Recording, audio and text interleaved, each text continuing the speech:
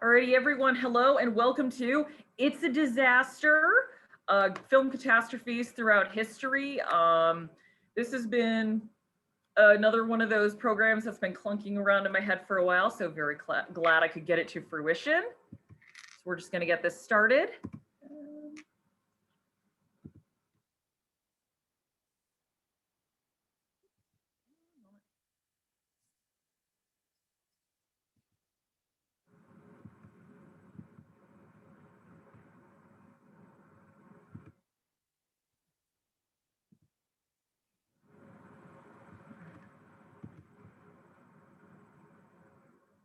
Legend. There we are. All right, so great catastrophes in film history. We're here to have fun. We're here to talk about people who spend millions of dollars just to fail. In a lot of cases of Hollywood, you can fail upward. And honestly, that's not just Hollywood, but there are still some cases where a failure is so bad, you just can't recover from it. Or if you do, it takes you years. So how are we defining disaster in this case?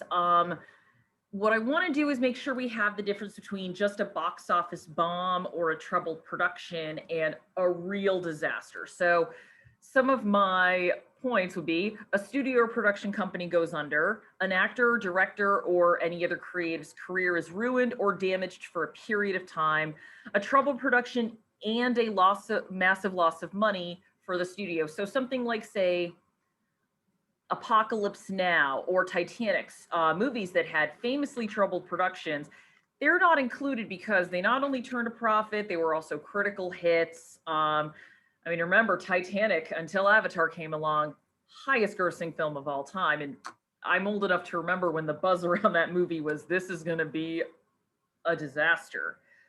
And finally, in a bit more of a somber note, bodily harm or death, which is going to be something we discuss. Also, I do just want to give a quick content warning. One of the movies that I discuss is going to discuss animal cruelty.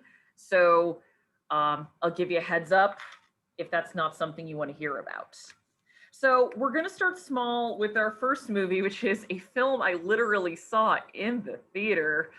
Final Fantasy, The Spirits Within. So fun background on this. When this movie first came out, the technology that was used was more akin to the technology people would use for video games. If the name Final Fantasy sounds familiar, this was made by the same people who made the Final Fantasy video game series. And there was a concern that due to the extremely realistic CGI looking characters, we might have no more actors. We're just going to CGI everyone in. It's also kind of similar to, it was about 8-10 years ago, the idea of, oh no, what if they just do holograms now? But much like this, didn't come to fruition because the movie was made, it cost $137 million, only made 85 million, which not a bad gross, but still, when you look at how much the movie costs, and usually when you see production costs, that is not taking into account advertising and marketing and distribution. So you're usually just seeing the production cost, not additional cost. So reportedly lost over 90 million total. Square Pictures folded, although I believe it rebirthed. Todd, you know more about video games than me. Square Pictures rebirthed as Square Enix, right? Or something similar? Half and half. I mean, it was still the gaming company, but Square Pictures was going to be like their film production branch that did not survive its first jaunt out. Okay, yep. So they were going to go into film, didn't go well, and it folded. And Sakaguchi, who is still making those Final Fantasy games, never directed a film again. And of course, we still have actors. And it's interesting to look at this screen cap now and to think that once upon a time, people were scared that that could replace them. Moving on to another animated film made in the early aughts. This one is a bit sadder to me as a fan of traditional hand-drawn 2D animation and as a huge fan of Don Bluth, Titan AE. Another saw in the theater. Look, it was summer. I don't like being outside when it's hot. Thank goodness for movie theaters. So this was released in 2000, and Don Bluth has had an interesting career. He got his start at Disney, Um, and eventually in the early 80s led a walkout from Disney because he just felt they were going nowhere. And quick history note, Disney's a juggernaut now, but in the late 70s, early 80s, Disney was all but lost. They had no idea where to go. And they were kind of floundering. So Don Bluth walks out, forms his own production company, and releases Secret of the Nim in 1982. Becomes a very well received film, becomes a hit, and goes on to make An American Tail, another very well received film, Land Before Time, dinosaur movie, and All Dogs Go to Heaven. And then his 90s output is pretty bad. So he went from pretty much being the height of the animation world to on a downswing. But in 1997, teamed up with Fox Animation and produced Anastasia, an incredibly fictitious retelling of the story of Anastasia Romanoff. By now, we all know what really became of Anastasia. She met her death along with the rest of her family members. But in 1997, there was still that question of potentially she could have escaped and still be living and may not even know she's a princess. And that movie was a very respectable hit. And so he decided, okay, I'm going to make a sci-fi film and also combine some computer animation in with it. And as a film, Titan AE is not bad. Some of the CG animation looks terrible, but the 2D stuff I think looks really good. Also, pretty good soundtrack. But that did not matter to audiences. It only made $36 million, and that's also counting international. Fox Animation was already really not doing well, and after this, they closed. Don Bluth has yet to direct another film. And on a larger scale, between this and failures like The Road to El Dorado, The Iron Giant in 1999, even though both of those films have been completely redeemed by history as great movies, 2D animation in the United States, I guess I should say in terms of the big screen, small screen's a whole different story, is all but gone. If you look at any Disney film, it's all CG. Any DreamWorks, any, what's it called, Blue Sky? Yeah. Yeah, Blue Sky. It's all CG animation, and not that that can't look great, but seeing that it's no longer here is sad. I think the last big hand-drawn film for kids was The Princess and the Frog, which unfortunately underperformed, and Disney just kind of saw that as that's it. No one wants this anymore. So this is not only a loss for Don Bluth, it was an unfortunate kind of sign that this style was going on the wayside. Don Bluth does still teach animation. He is still active. He, does a lot of interviews, but man, I read some old interviews with him in 2000, right when this movie was going to come out, and saying, I think 2D animation is going to be around forever. And I'm like, oh, Don, no. But it's sad because, personal bias here, but I love 2D animation. Thankfully, there's still, I'm blanking on their name, but they made Wolf Walkers, Song of the Sea. There are still other companies and production companies throughout the world who still kind of do more traditional animation. Moving on to probably, I would say, the best movie we're going to cover. I'm not even going to try and lie and say Showgirls is the best movie here, because it's not. But The Right Stuff. So this is, again, talk about redeemed by history. And this was also probably the best received film when it was released. Based on Thomas Wolfe's book, it's about the space program from the 50s through the 70s, directed by Philip Kaufman, great director, directed one of my favorite films, which is the Donald Sutherland version of The Body Snatchers.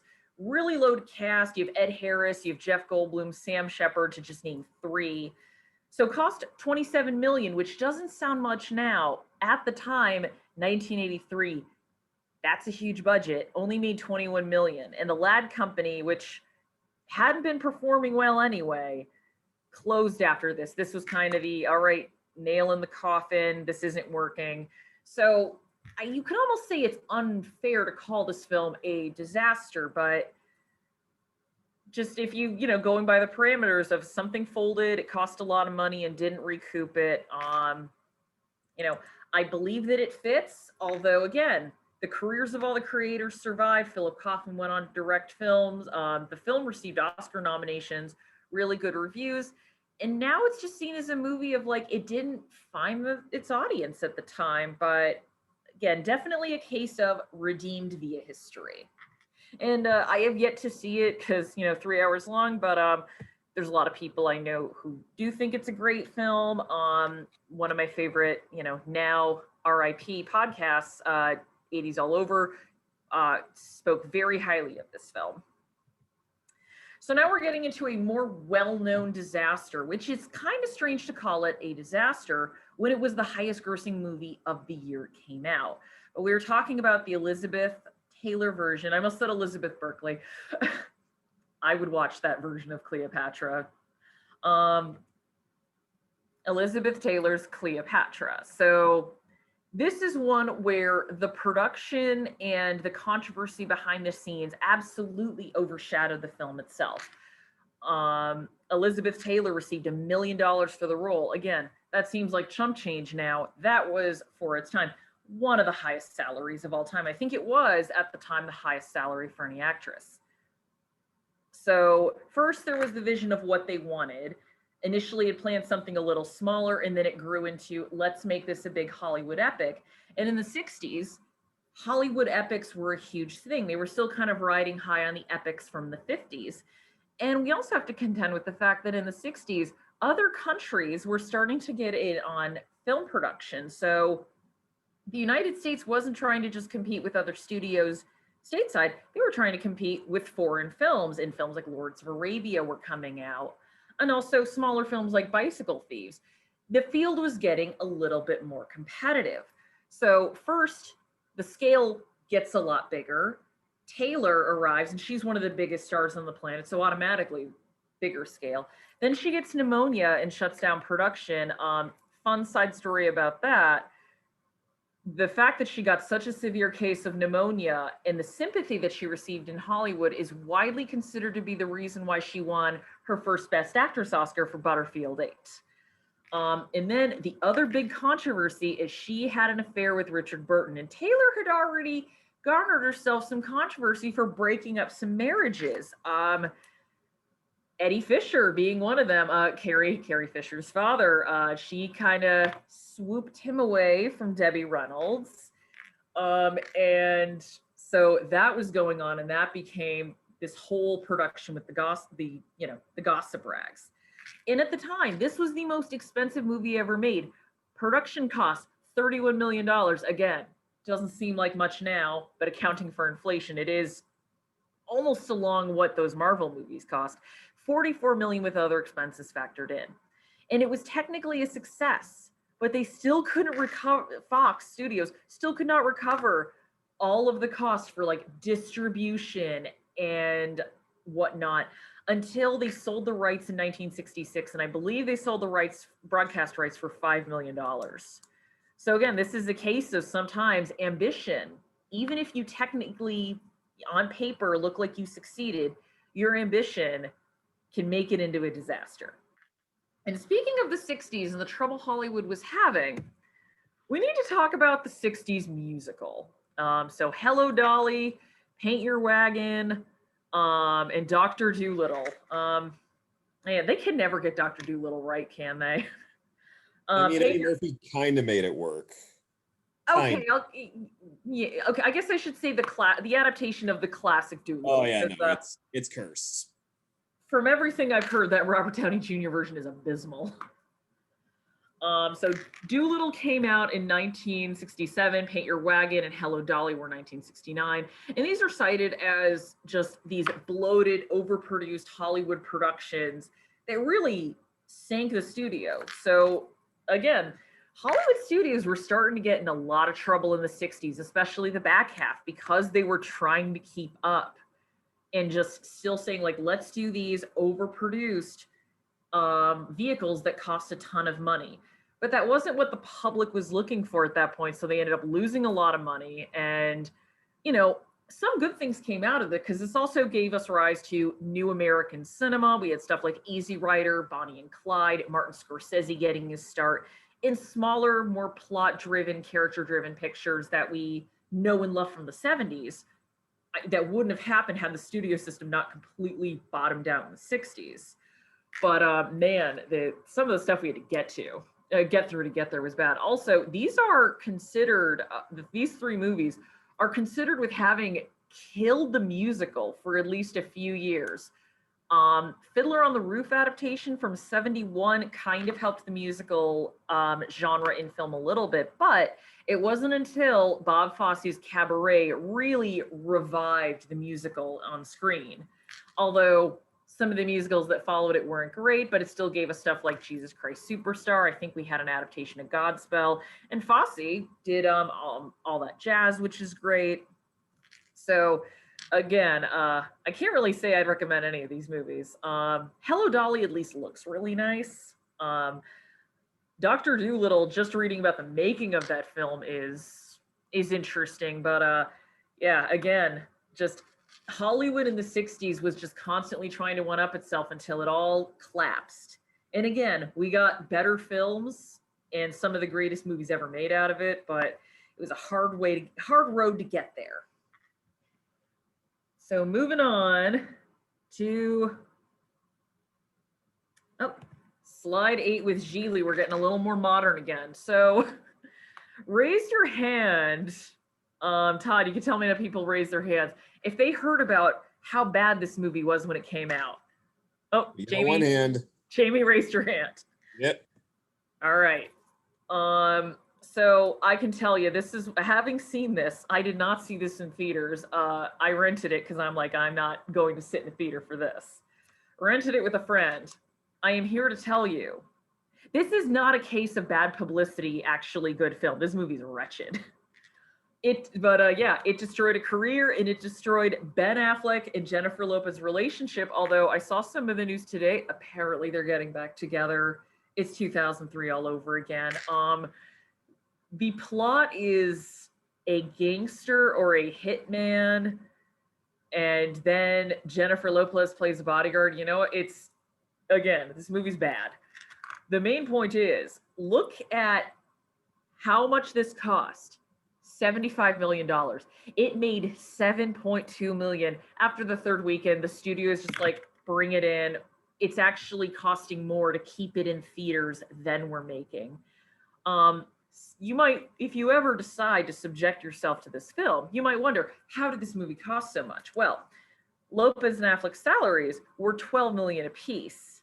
I have a little bit of sympathy for probably the film's biggest victim, Martin Brest, because according to him, after bad test screenings, the movie was pretty much taken away from him and re-edited, which does happen a lot more than you think, and then released as it was. But even the re-edits couldn't save the movie. Martin Brest has not worked since this film. And Martin Brest had a few good movies under his belt. I think or at least popular ones, Scent of a Woman, I believe, being the big one. Ben Affleck and Jennifer Lopez were also in Jersey Girl, Kevin Smith's, I actually would say, kind of underrated movie. Kevin Smith was so kind of scared by the reaction to this film, he edited Jennifer Lopez almost out of the movie. And of course, Bennifer broke up. I don't know if it was the strain of the bad publicity of the movie completely.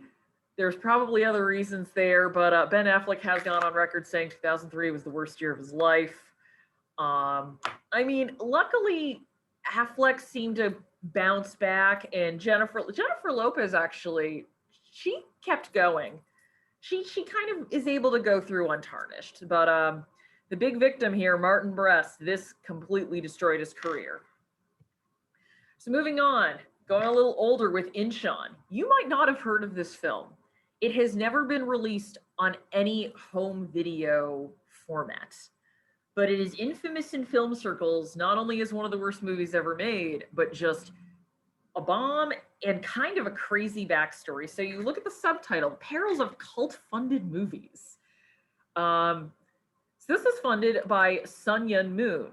So if that name sounds familiar, you might have heard of the Unification Church or the Unification Movement, or the Moonies. They were really big in the late 70s into the 80s, and they still exist. So it was made for only $5 million.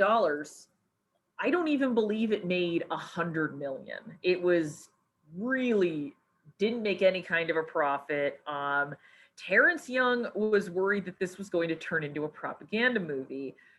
And Sun Yun Moon, who had a lot of influence on this film because he was throwing a lot of money at it, featured a lot of Unification Movement members. The Little Angels Ballet is featured in the film.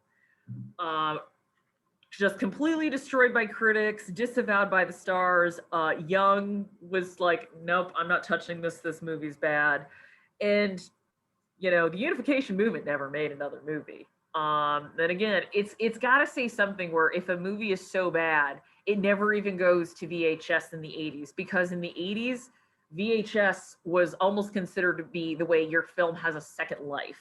So if it's so bad, the studio's like, we're not putting this out. That's how you know it's not something they ever want even acknowledged in popular culture. Although, if you are familiar with the paper, the Washington Times, Sun Yun Moon did found, and I think the Moonies still, or the Unification Movement still do overall own that paper, own a good part. On to Ishtar. So Ishtar is one you may have heard of. This is a movie that spent a while being a punchline. I remember my first encounter with Ishtar, or seeing it, was, I believe, a Far Side comic kind of making fun of it. I think it was like a video store in hell, and all of the VHS tapes are Ishtar. So this is directed by the great Elaine May. If you went to my Women in Film program, Elaine May is a legend in her own right. She did a lot of comedy and improv work with Mike Nichols. She directed really good movies like The Heartbreak Kid, A New Leaf, Mickey and Nicky, which wasn't well received at the time, has definitely been reevaluated. John Cassavetes and Peter Falk. But even after Mickey and Nicky wasn't well received and she kind of didn't get a lot of directing work, she did a ton of uncredited work on scripts. Specifically, she helped out Warren Beatty on Heaven Can Wait and his film Reds. So he wanted to really get her a favor. He wanted to get her a good picture. And this was one where they, he and Dustin Hoffman, they're like, oh, this sounds like it could be a funny movie. And, Beatty thought like, oh, comedy, this will play to her strengths. But again, this is just a film plagued by problems. A lot of production difficulties, the big one being geopolitical conflicts. I believe a hostage situation happened one of the places they were filming. And of course, going over budget. So you have Dustin Hoffman, Warren Beatty, they survive, but when your movie costs 55 million and only makes 14, and just another one of those just trashed by critics and gained a reputation as being one of the worst movies ever made, Elaine May has not made a film ever since. I should say, don't worry about Elaine May. She has stayed active in writing. She's been active on the stage. I believe she won a Tony Award recently. But she definitely, this ruined her film career. Although, again, she still has people who will help her out and give her work. She did some script rewrites for The Birdcage. Mike Nichols directed that. Again, Ishtar's another movie that's been reevaluated recently as maybe it's not that bad, maybe it's not great, but I think calling it one of the worst movies ever made was a little much. And this is a good example of a movie just being considered bad, not by a lot of people seeing it, but by word of mouth. Actually, something similar happened recently. One of my favorite podcasts, We Hate Movies, they were talking about the Sean Connery film Zardoz. And the most people know about that movie is it's Sean Connery in a very crazy red bikini-like costume. And when they watched it, they're like, okay, this movie is kind of a mess. It's not perfect, but it's interesting. It's not one of the worst things we've ever seen. And they kind of said, there are movies that get these reputations without anyone really seeing them. It just becomes almost memed into existence as a bad film. And Ishtar is definitely kind of an early case of that, where just word of mouth is, this movie's bad, don't see it, to the point where Elaine May said, if I had a penny for, or penny or a nickel. For every time someone says, "Oh, I saw Ishtar, it wasn't that bad," I'd be a richer woman, and Ishtar would have made back its budget. Actually, I've yet to see Ishtar. That's one I've wanted to see, but it's again, it is a film where the reputation precedes it. So moving on, there is a question of what about Waterworld? And I contemplated not at first not including it because Waterworld, while a disaster of its time, has kind of survived. It eventually made a profit on home video. And again, Waterworld's definitely one of those. It's been reevaluated too. It's a mess, but it's fun. At least it's not The Postman. Yeah, no. So the Postman is really the case of a disaster. Waterworld cost 230 million, factoring in marketing and distribution. Very famous for the ballooning budget, as you can see by the Simpsons joke. If you're a fan of the Simpsons and saw the, I believe it was the Springfield Files episode, Yep. Milhouse tries to play the Waterworld video game, and it's just please insert 40 quarters. You make Kevin Costner's character walk, he dies, and then it's insert 40 more quarters. It didn't even make 100 million in the US, but it actually made a ton overseas. So eventually makes a profit. But the Postman, time has not been kind to, and time wasn't kind to it in the first place. So this was Kevin Costner's passion project, and this was the first movie he had directed since Dances with Wolves. So there was kind of this anticipation of, oh, this is what he's going to do next. This is based on a sci-fi novel about a post-apocalyptic dystopian United States and this man who still tries to deliver the mail, to keep some semblance of normalcy, and eventually saves the country. So take a look at the date it was released. It was released Christmas Day in 1997. What came out 1 week before? Titanic. So poor old Kevin Costner, his passion project gets just completely swept away, pun intended, by what would become the biggest film of all time for 12 years.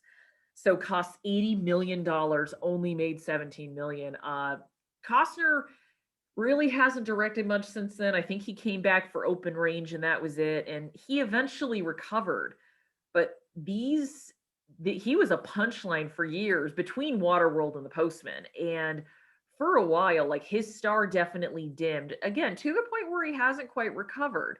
Costner used to be a leading man. Costner's now, and it might just because he's a different age, different place in his career, but he definitely isn't the star that he once was. So going on 1999 being a great year for disasters, not great year for film. So Todd, you have a job now. You need to make sure I don't spend the rest of the program talking about this movie. Well, again, just remember, we put too much research into some of these other titles to let it go to waste. I know. We got to get to The Conqueror.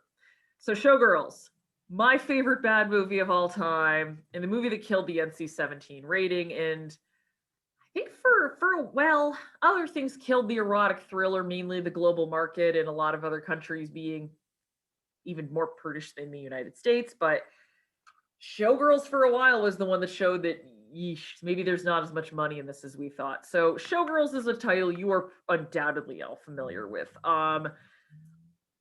This was a very hotly anticipated movie for a while. So some background as to why people were anticipating this film. Paul Verhoeven was building, was he Dutch, Todd? I think so. Let me double check that just to be Dutch sure. or German. Was kind of building his star. He had done stuff like RoboCop, he had done Total Recall, and he had just done Basic Instinct with Sharon Stone and Michael Douglas. And Joe Esterhazy had written Basic Instinct. And Esterhazy had also a fairly, good resume. He had written Flashdance. So, they had a resume, they had stuff that people would look at, they've had hits under their belt. At the time, Esterhazy's screenplay was the most expensive of all time. He was paid $2 million in advance for the screenplay of Showgirls.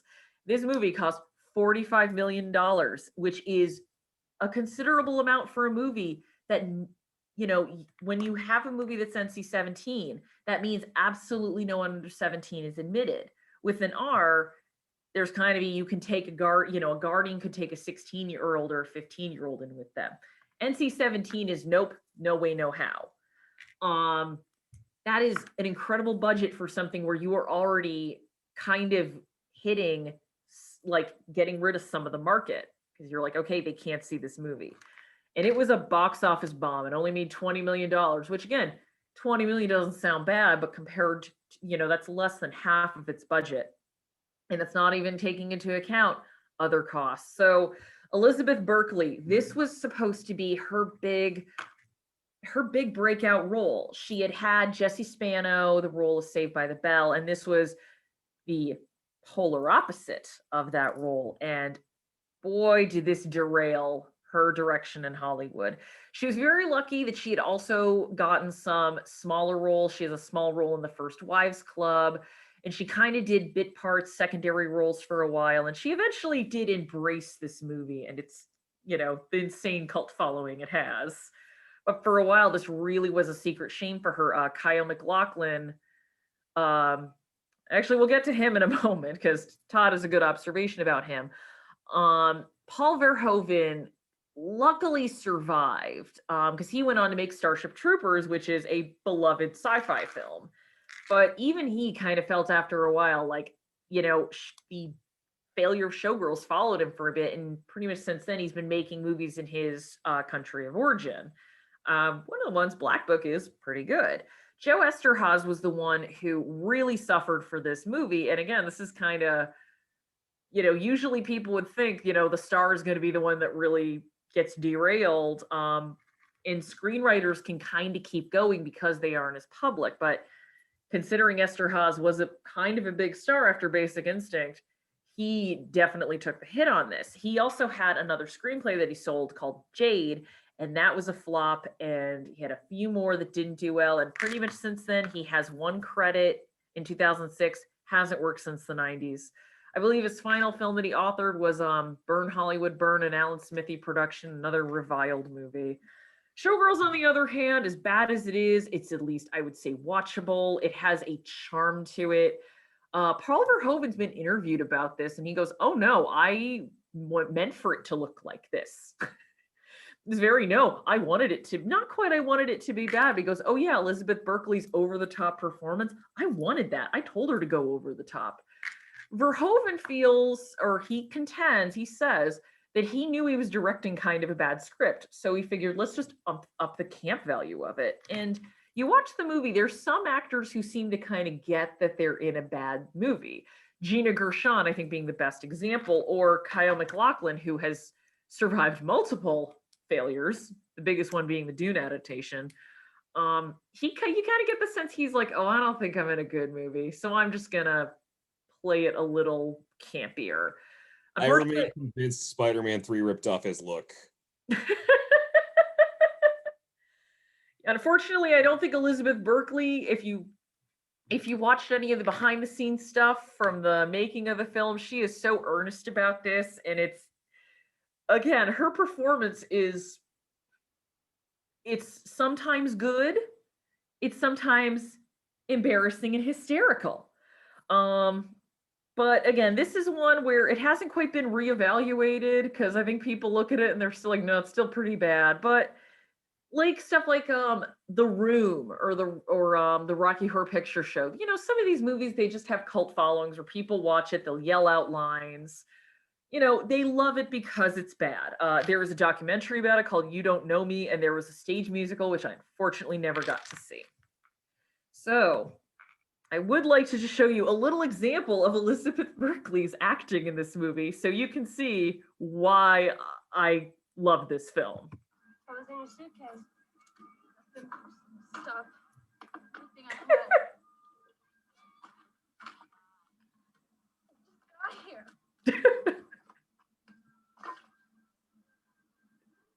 Welcome to Vegas.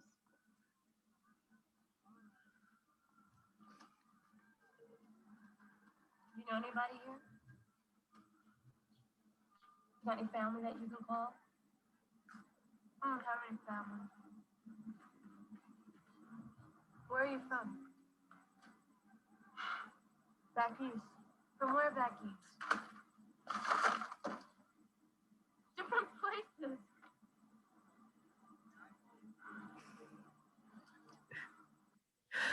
So yeah, apparently Paul Verhoeven told her just angrily put ketchup on those fries, and comedy gold is born. Or at least in my opinion, comedy gold is born. So we're going to round out 1995 with what is actually the biggest disaster of that year.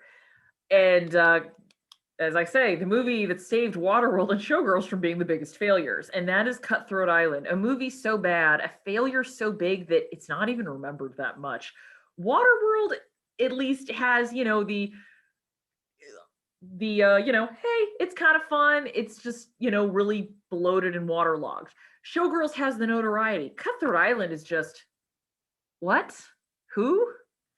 So released December 22nd, 1995, directed by Rennie Harlin, well known for movies, probably most famously Cliffhanger, he directs a lot of action films and stars Gina Davis, who was his wife at the time.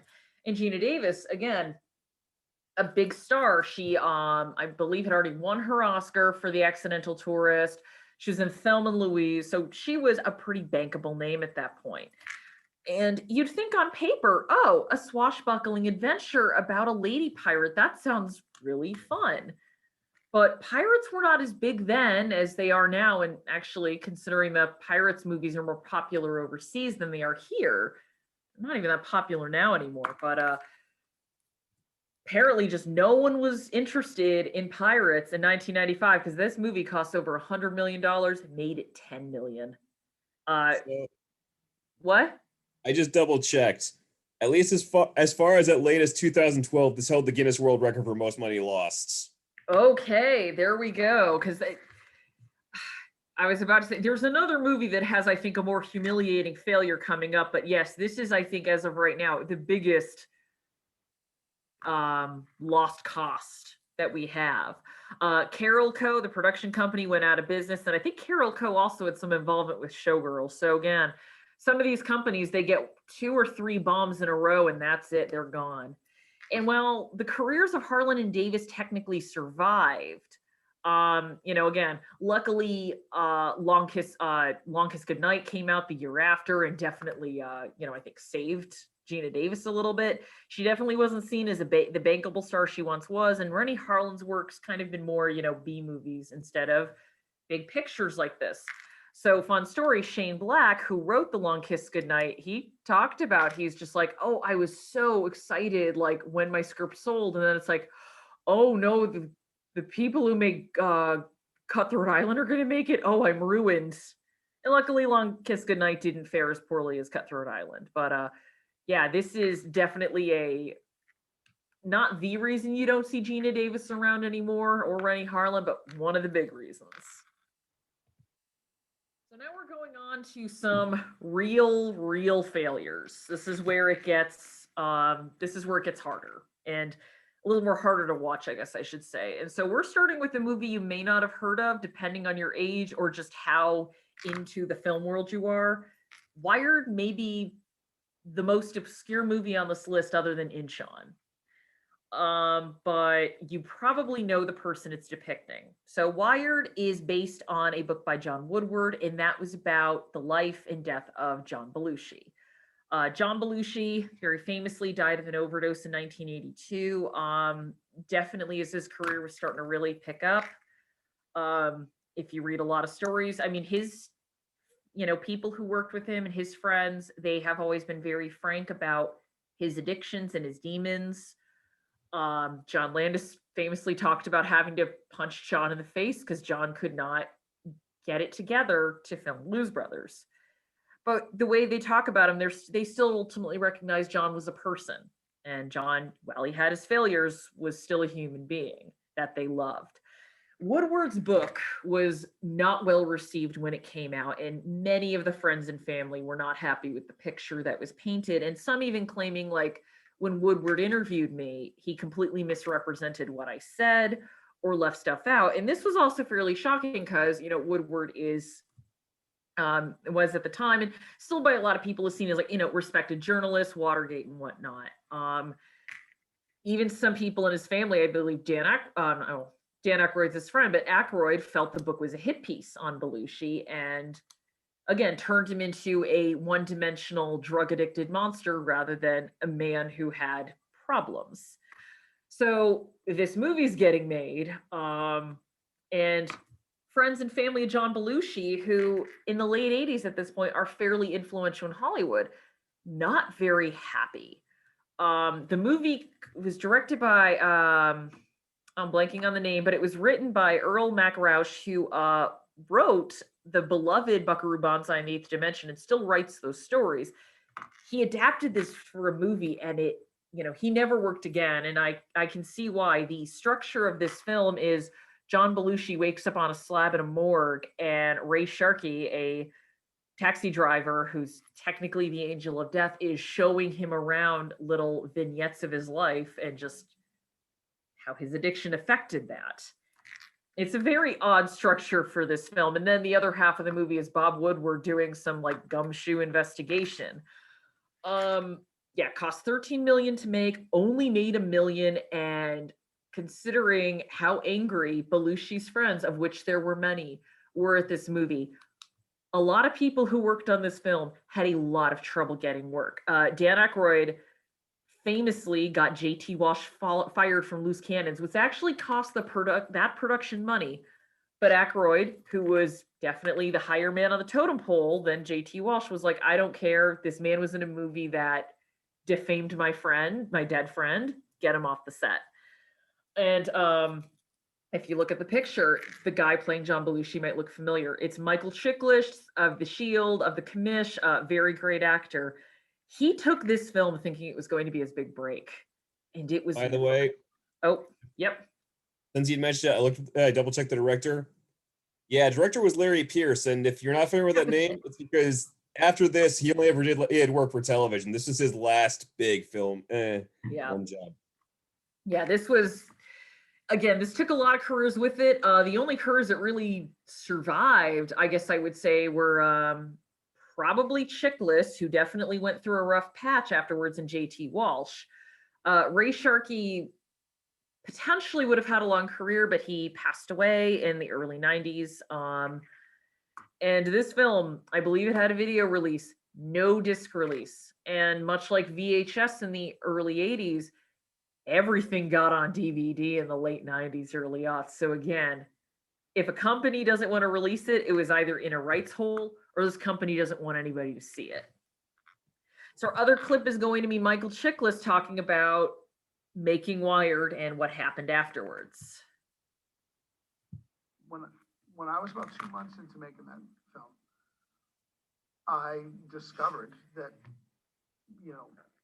everybody in his sphere, totally horrified by the project, didn't want anything to do with it, and wanted everyone involved with it blackballed. They just didn't want us to see the light of day, and I was freaked out by that because imagine, all I've done my whole life is aspire to be an actor, work towards being an actor. And here are some of my favorite actors and comedic actors in my life, Murray and Aykroyd and all these guys. And they hate me out of the gate. And they don't know me. We've never met. I was devastated. And on top of it, the movie ends and I can't get arrested. I can't be seen for an under 5. And this happened and lasted for some 6 months when I went back to New York. And at the time I was being seen for a lot of things. And all of a sudden I do this movie, no one's seen it. And now I'm not being seen for a thing. So it was a very scary, horrible time in my life. I mean, thankfully, Michael Chiklis, he made it. We got to see, he's a great actor.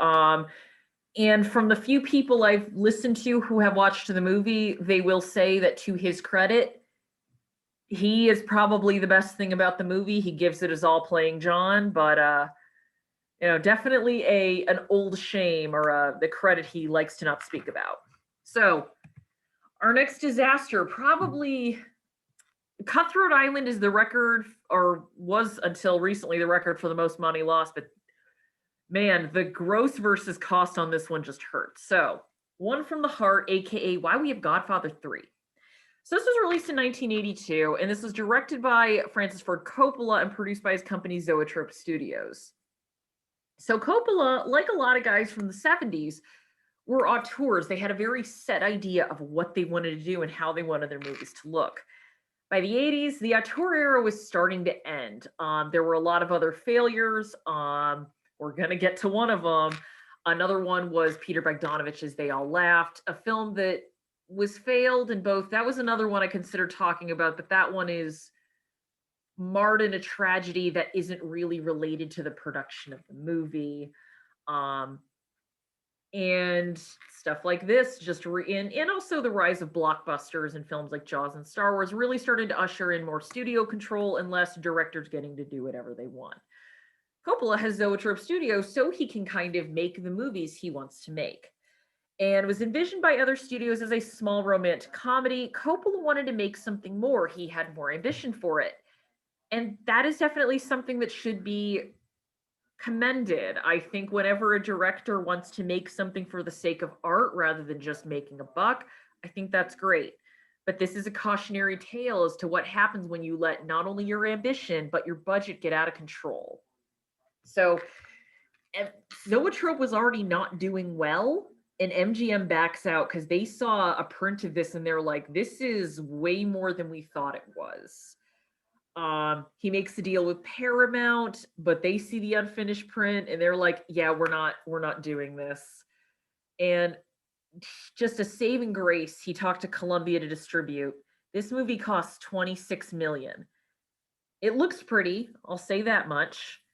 It doesn't even make $1 million. It makes $636,796, and it was only released in 41 theaters. I know Cutthroat Island technically lost more money, but if you want to look at man, that's a wound for Coppola.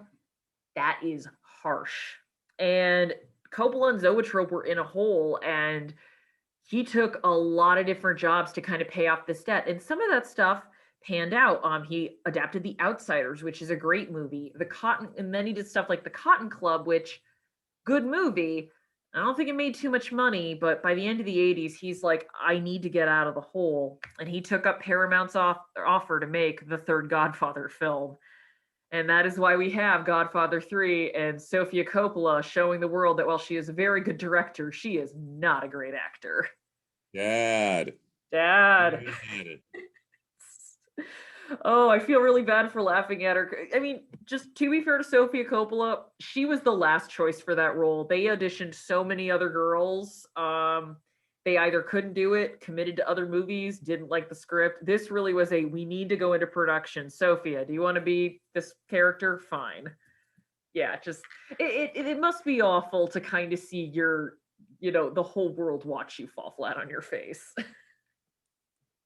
So up next, I am going to say this is the one where I would say content warning. If you don't like, animal cruelty, you might want to sit this one out, walk away for 5 minutes. We're going to talk about Ruggero Deodato's Cannibal Holocaust. This is a different kind of disaster. This didn't lose money because this was an Italian film and they cost like $2 to make. They pretty much always made profits.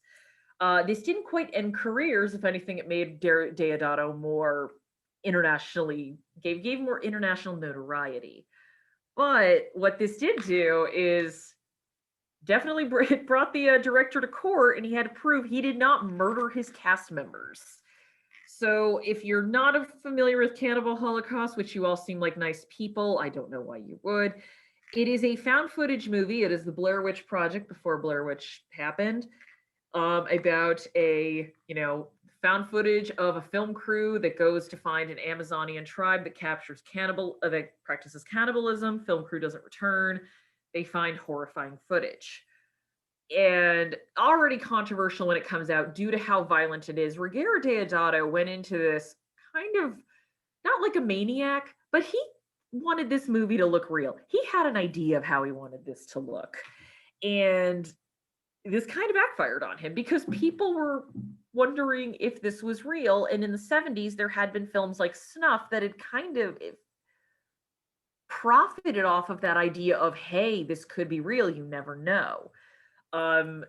So from what I have found, the French magazine Photo is the first publication, or considered to be the first publication that suggested that the on-screen deaths were real. And so when the movie comes out in Italy, Deodato's already charged with obscenity, and then he's charged with murder. So Deodato, wanting to make this movie seem real, we're going to back up a few months, pays his actors to not show their face in public. So people are going to wonder, are these people okay? And Italian actors in these movies at the time, these weren't famous people. These were no names. You probably wouldn't recognize them on the street anyway. He had to call them and get them to break their contract to prove, like, hey, we're not dead. And Todd, you talked to Deodato at a horror convention one time, and didn't he tell you about having to prove stuff for the natives? Because they shot with actual native people who they just Yeah, couldn't find. there is a really infamous scene / effect in that movie where they find a native girl essentially impaled on a spear. And the story goes, the way they pulled this off was this particular trick where there was a platform that the girl would sit on, and not everyone could do this. This one girl was able to pull it off, but not everyone could.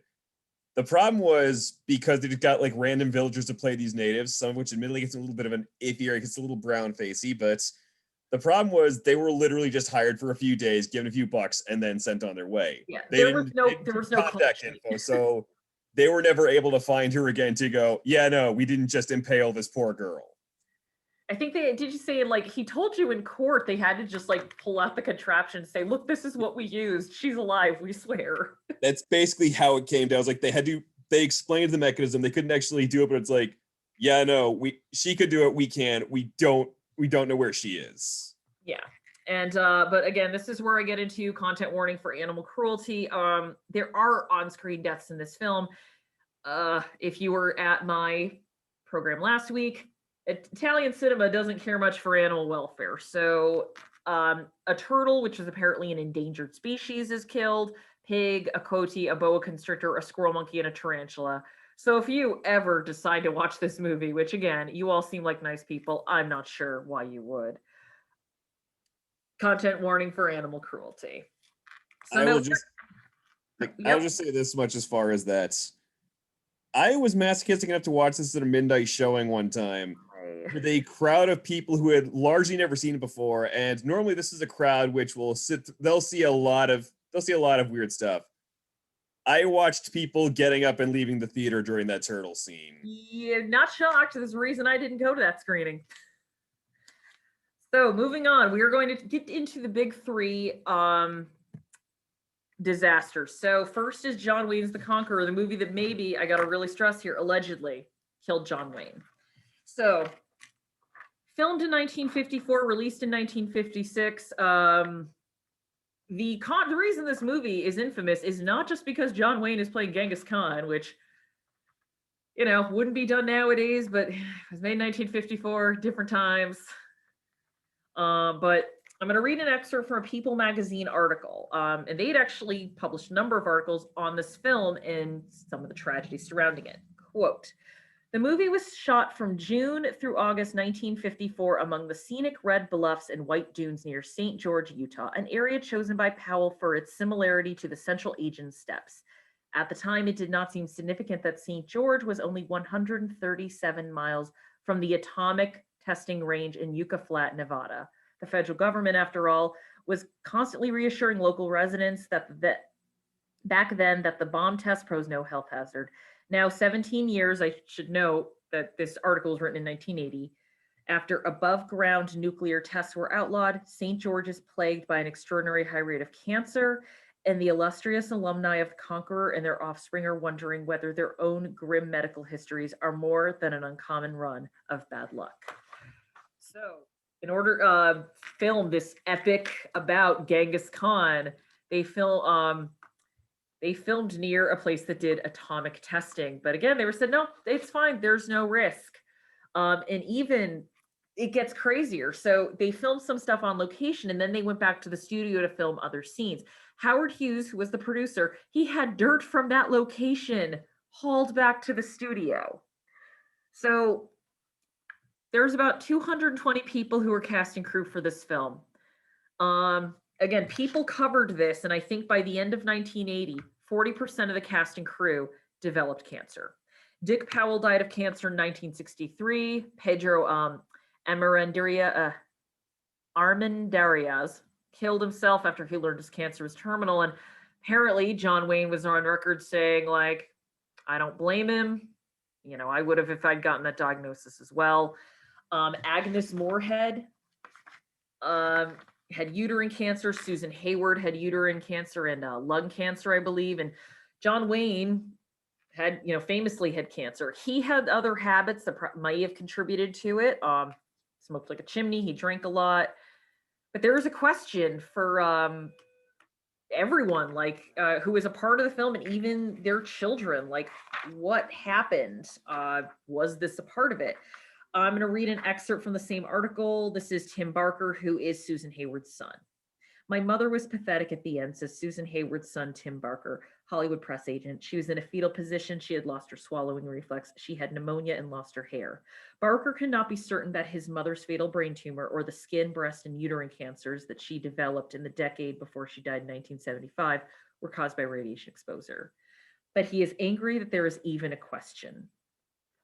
And Agnes Moorehead also, she was, again, according to this article, the first one to really make the connection between the film and her cancer.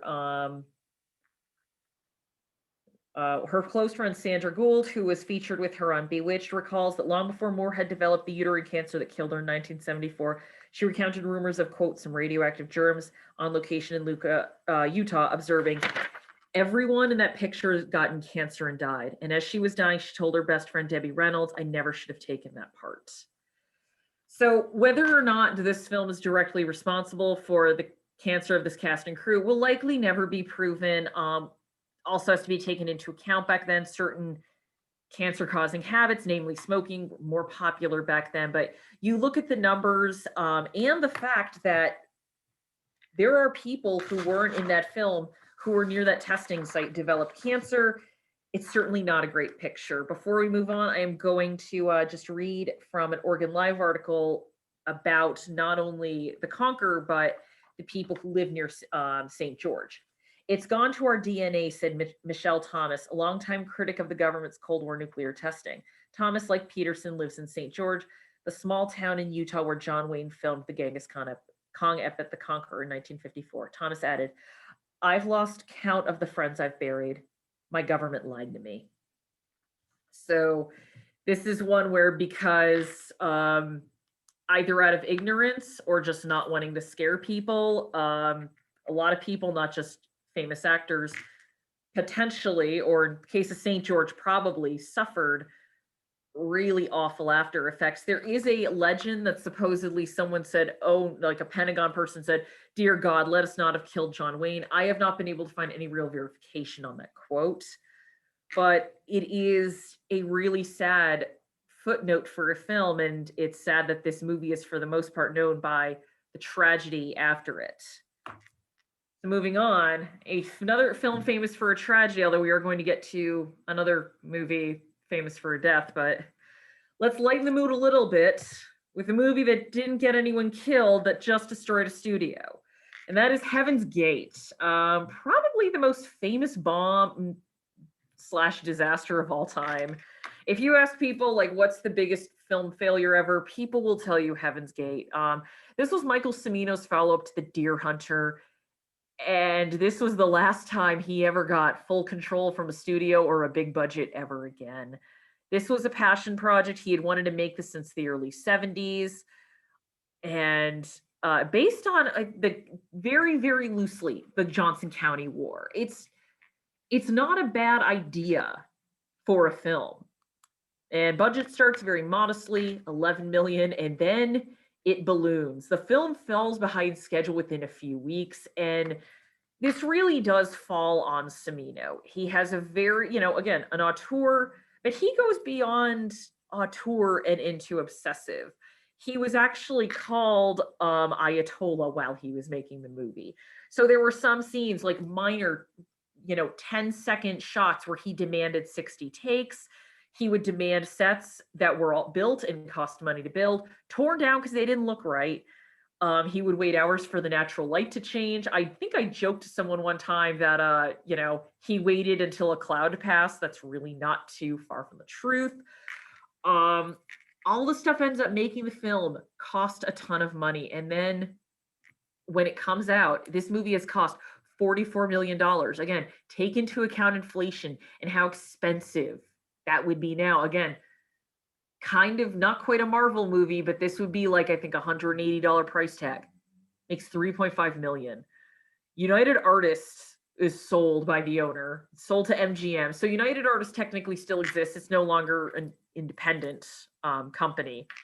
And again, one of the many nails in the coffin of the auteur era, which some people put all of the blame on Heaven's Gate. Not entirely accurate. As I mentioned before, there were other failures. And then there was also the ushering in of the blockbuster of the late 70s. There is a great book if you want to read. I mean, this could be a program in and of itself, but if you'd like to read more about this, Stephen Bach's Final Cut, it's a really good book on this. I mean, again, Cimino does not come out looking well. And what's interesting is this wasn't new. Cimino had the same obsessive nature on Deer Hunter, but people all kind of forgot it when Deer Hunter won all the Oscars. And they're just like, oh, he's going to make another Oscar winning picture. And this just blew up in United Artists' face. So we're going to go to our second to last film, another film that is known more for a tragedy and the recklessness of a filmmaker. And that is Twilight Zone, the movie. I'm going to say this right now.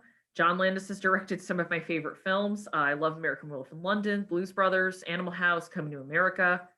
I do not know how he was not found criminally liable for what happened on the set of this film. Twilight Zone, the movie, surprisingly at the time, was released in June 1983. There was talk that it may never see the light of day after the infamous accident.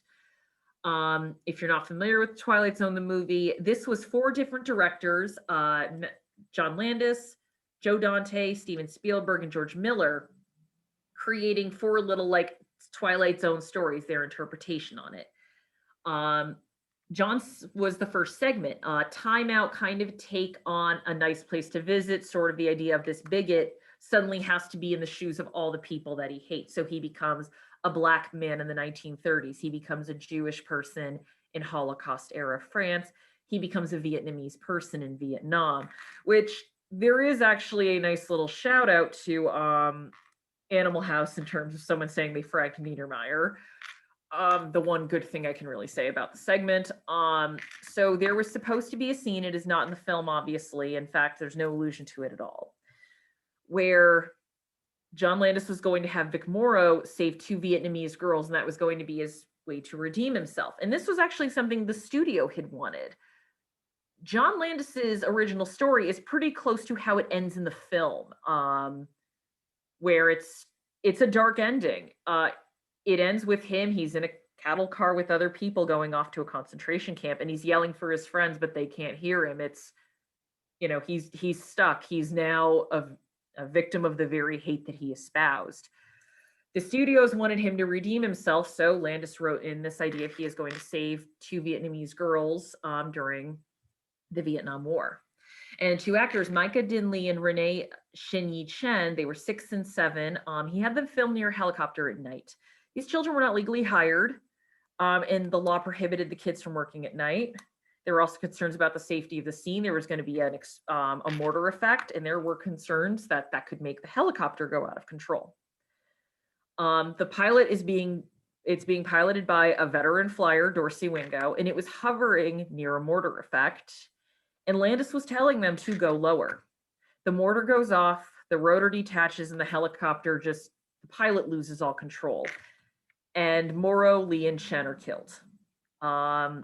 This went to trial, criminal trial. This, I believe, was the first time any director was put on a criminal trial. In 1987, he was found not guilty. But I'm just reading through this case. There is a book on this, Outrageous Conduct. John Landis was reckless. And he is someone who had had a recklessness before this. Drew McQueenie has said that there were rumors that he used real TNT making the Blues Brothers. if you've watched the Piccadilly Circus scene in American Werewolf in London, there's definitely, it looks a little gnarly, but in those films, he had gotten permits. He went through the proper channels to make sure those things were done as safely as they could. He didn't even try to file for, getting coverage for this because he didn't think he'd get it anyway. And it's you just, everything I look at this, this is on him. He could have said, he could have even told the studio, nope, I want to keep my ending, and or said, we're not going to fly. He could have listened to the people that said this doesn't seem safe, and he didn't. At the end of the day, no movie should cost a life, and this obviously is not the first time someone has died making a film, and it hasn't been the last. A few years ago, Deadpool 2, Joy S.J. Harris was a stunt writer who died doing a stunt. But that was one where there were people kind of like, she had done some training. And when people are stunt people and full grown adults, they also realize something could happen. And it's a lot different when there's children involved.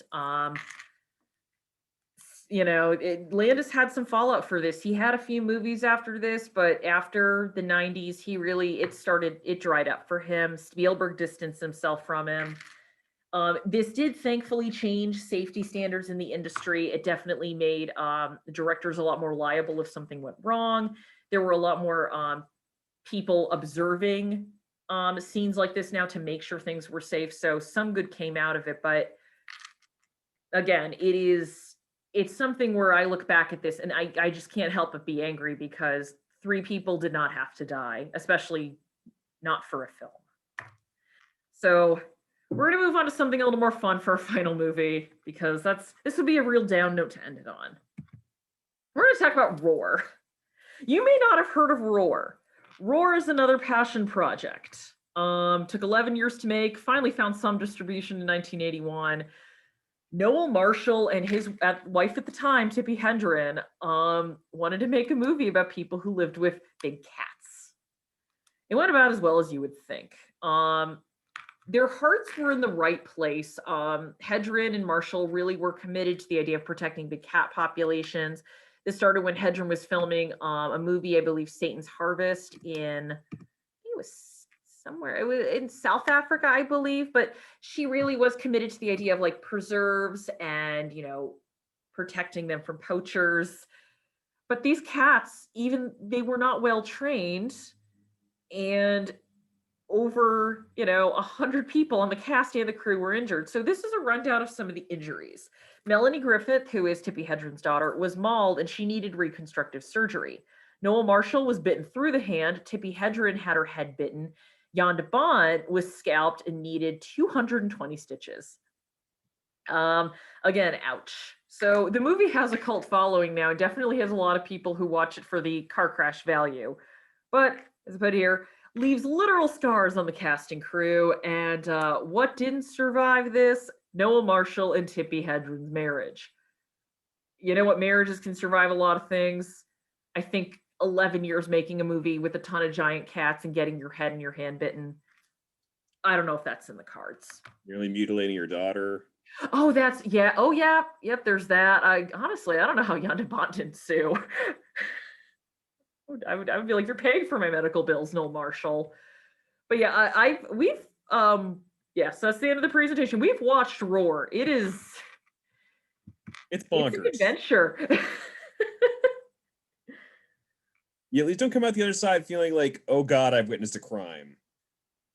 Yeah, the Twilight Zone, the movie, is the one that makes me the angriest. On that note, that is one other we discussed, which this is kind of a bonus because this movie never actually officially happened. Oh, that's right, Midnight Runner. Yeah, so Midnight Rider was that was it. It was going to be a biopic about Greg Allman starring William Hurt. It went into production like 2015. And in a move that almost looked at John Landis and said, "Hold my beer," they were filming a scene at a railroad yard. The problem was they didn't get permission. They just snuck in and an actual train blew through. Several people were injured, a camerawoman was killed, And there was a whole there was a whole legal battle that followed. The production had, not surprisingly, did not survive this. More surprisingly, the director Randall Miller he's apparently the first film director who has ever actually been convicted for the death of a cast or crew member on their production. Yeah, I don't know what, I mean, I don't know how John Landis wasn't found guilty. I mean, from everything I have heard, he is somewhat, he regrets that choice every day of his life. I think you'd have to be a sociopath not to, but I just look at that. I don't know what the jury was thinking.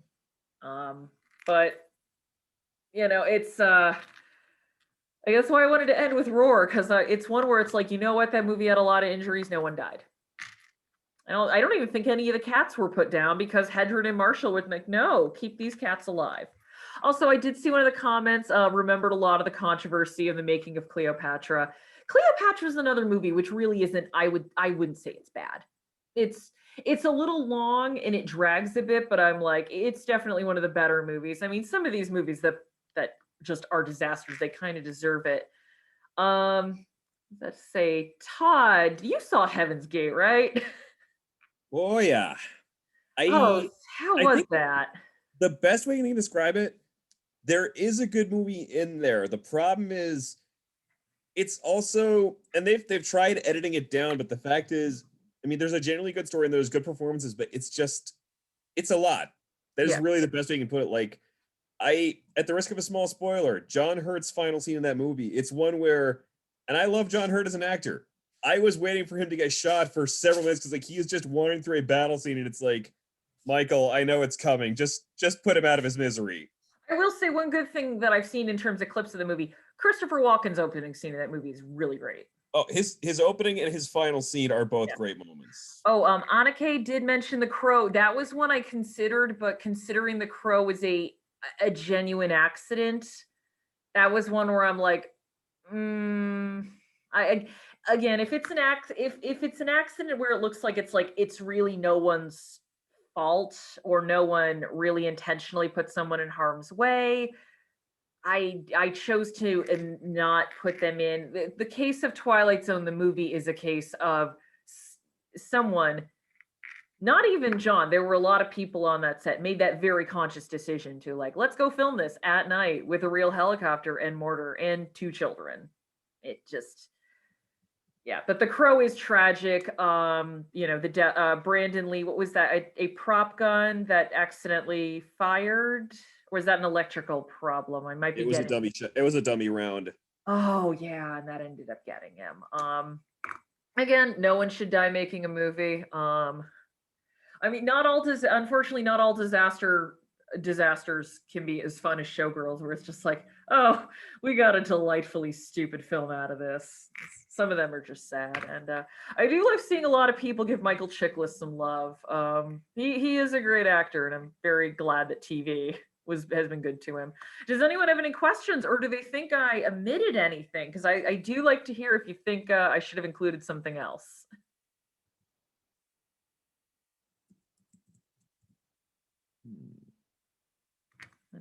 Oh wow! I like to think. Maureen said I did like Cutthroat Island. Okay, so it is worth watching. All right, because that's always been one where I'm like, I love Gina Davis, but pirates just aren't my thing. But I also like Frank Langella. Well, Frank Langella, great actor. He was Dracula when the Dracula movie came out in the around 79. The Dracula movie came out with him in it. Yeah, Frank Langella. He had also starred in the Broadway production of it. Yeah, that I forgot about. Frank Langella is kind of up there with Elliot Gould, where it's interesting to remember that in the 70s, he was a sex symbol. I mean, Elliot Gould, I believe, was sexiest man alive for one. Pete's yelling, he says, Pete's just yelling, he's saying, it still is to Maureen. Oh God, one of these days I'll have to watch Showgirls. I will say there is a moment in Showgirls that almost breaks the film, because we're having such a fun time, like, laughing at the stupidity, and then something like really awful and violent happens, and it's like, that is the scene that for me drives home that no, they thought they were making a serious film. And that's where I kind of questioned Paul Verhoeven's I wanted this to be campy. I'm like, I believe you if not for that one scene. IMDb will tell you what it is, but it's one where I'm like, yeah, I think you thought you were making something a little bit more serious, or at the very least, Joe Esterhaz did.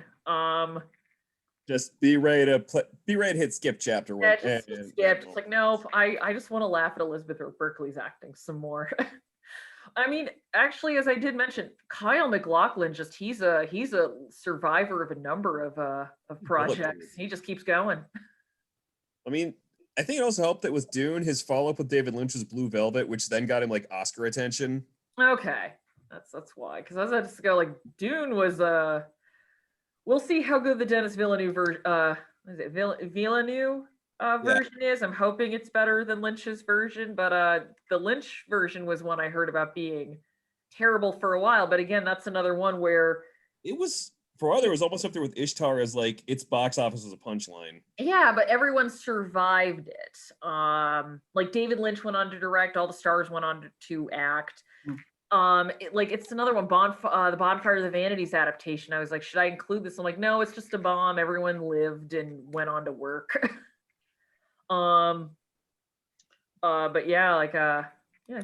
So hopefully I will see you all next month for Queer Cinema. Actually, I will say if anyone is a fan of the FX drama Pose, one of the movies that I'm going to discuss is the inspiration for that show, or something that heavily inspired that show. The great documentary Paris is Burning. And trying to think of what else, like talking about it from like early stuff, like what does coded gay mean? And more recent controversies, as I will call it, the Jared Leto problem. And again, really looking forward to that one. And July is going to be the military on screen, the military in Hollywood. August is going to be, you can't find that on streaming. And September is going to be A Dive into Dreamland, the films of John Waters. So hopefully I will see you guys next month. Thank you for coming tonight. Thank you. Oh, you're welcome. And hopefully I'll see y'all next month.